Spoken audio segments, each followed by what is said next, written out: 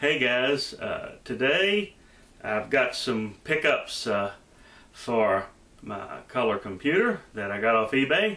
There were actually two separate auctions, but they were from the same seller, and so they combined the two shipments and gave me a little break on the shipping. To start off with, I've got some manuals. I got the program catalog. I think Atari Leaf has shown this, but I've got several of these already, but I've got it. I got a manual for Dungeons of Daggerth, which, if you watched my one other video, was a mystery cartridge that I got that the label was no longer on it. Got Project Nebula. I bought that back in the day. I'm pretty sure I've got the manual for it, but I got that. Demolition Derby, which I recently purchased the cartridge. CoCo Rinju, and then some educational software manuals from the Children's Computer Workshop. Peanut Butter Panic, Taxi, and Star Trap.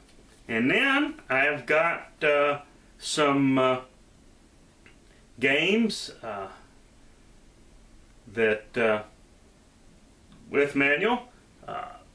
First of all, I've got a couple games that I already have. Slay Lenarius, game and manual.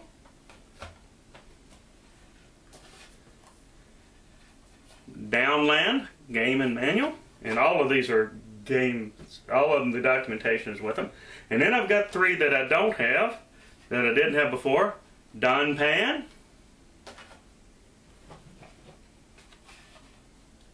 Temple of Ram,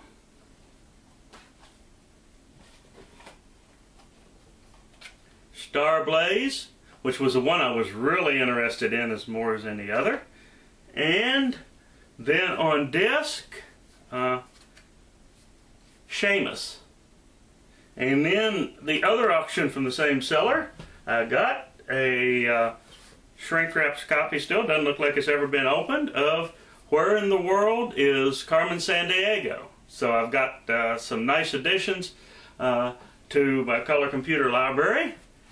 And oh, as Steve Jobs used to say in his Mac World keynote speeches, one more thing.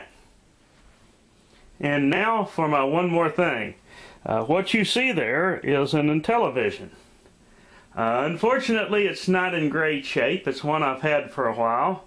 The controllers in particular aren't in very good shape. And when I got the new release of Donkey Kong, I was hoping to put up a video from it, but I couldn't do it justice because it wouldn't read it well enough to move into one direction, or not at least anywhere near reliably, so the game was completely unplayable. Well, there's a couple of ways you can go with that. You can get the parts and rebuild the controllers, and I might do that with this unit eventually if I don't sell it or give it or do something with it to somebody else that would rebuild it. I might do that eventually because I certainly am not going to throw it away. You can also get an Intellivision 2. The problem with that is it's got some lockout in it so that it won't play some of the third-party games. And then there's a third option, and that's what I'm going with today. I've got me a Sears Super Video Arcade, which is the Sears branded version of the original Intellivision, in a different style case. And right there you can see is that the units, the controllers plug in, so if the controllers would happen not to be good, you can get good controllers for it. The unit, I've just played it just a little bit, but the unit appears to be in very good condition. I considered bidding on another unit that was on eBay, but this one looked like it was in good shape. The seller looked like a good seller, and so even though I could have possibly got the other one a little cheaper, went ahead and got this one on the back now instead of worrying about an auction. I'm very glad I have it. to go with my other pickups today. And as always, more later.